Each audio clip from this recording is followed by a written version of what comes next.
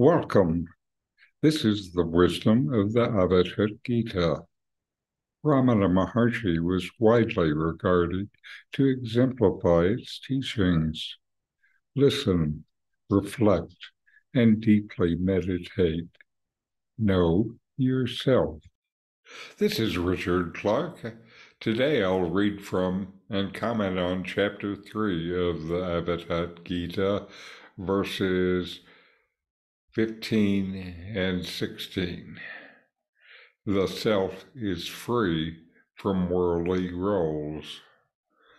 And I'll provide an inquiry for each verse to deepen your experience. Verse 15, neither father nor mother have I, neither wife nor child. Birth and death I do not know. The mind is not my own. Eternal peace, space-like, transcendental peace am I. Verse 16, devas and gods like Indra and Brahma have no place in Atman. Neither paradise nor heaven exist in Atman. The one taintless, transcendental truth am I. Let's explore these verses from the Avadhut Gita in the context of Ramana Maharshi's teachings. Verse 15, neither father nor mother have I, neither wife nor child. Birth and death I do not know. The mind is not my own. Eternal peace, space-like, transcendental peace am I. In the context of Ramana Maharshi, these lines reflect the profound realization of the self's true nature. Ramana emphasized self-inquiry as a means to realize the self, the Atman within, and these verses align with his teachings. Neither father nor mother have I. The self in its true nature is beyond any familiar relationships or identities.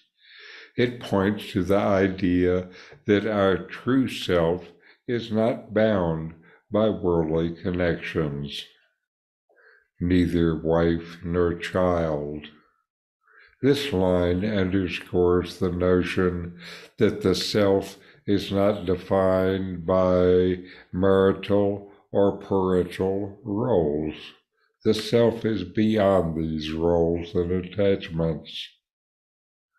Birth and death I do not know. This line is about the self's timeless and eternal nature. The self is not subject to the cycles of birth and death experienced by the physical body. The self is not a body. The mind is not my own. Ramana Maharshi often emphasized the need to investigate the nature of the mind through self-inquiry. This line says that the true self is distinct from the mind, and you should strive to realize this separation. The self doesn't have a mind either. Eternal space, like transcendental peace am I. The ultimate realization is knowing by direct experience the self as eternal, peaceful, and transcendent. Recognizing your true nature leads to a state of profound inner peace and transcendence. Self-inquiry. Who am I beyond my familial roles and identities? These lines reinforce the idea of the transcendent nature of the self.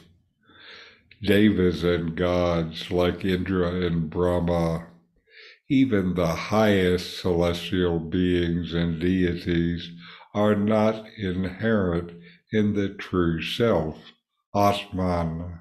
The self is beyond all forms of divine or celestial identities. Neither paradise nor heaven exist in Atman. Similarly, this line emphasizes that the self is not limited or contained within any concept of heavenly realms or paradise. It transcends all such notions. The one, taintless, transcendent truth am I. This final line summarizes the essence of the verse. The self is the ultimate, untainted truth, devoid of impurities and limitations. Self-inquiry.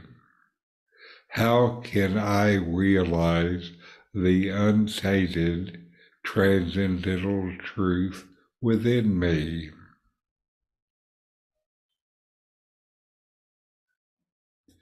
These two verses from the Avadhut Gita emphasize the self's transcendental nature, free from worldly roles, divine associations, and limitations, pointing towards the untainted truth of the self as the ultimate realization.